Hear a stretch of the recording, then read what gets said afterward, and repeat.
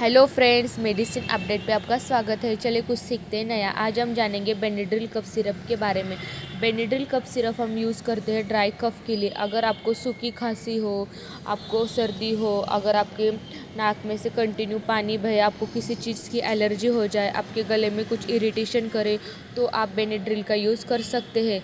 दिन में आप 3 बार बेनिड्रिल ले सकते हैं, सुबह शाम दोपहर। बेनिड्रिल लेने के बाद 10 मिनट पानी ना पिए, इसके आपको बहुत अच्छा रिजल्ट मिलेगा। आज के लिए बस इतना ही। Thank you.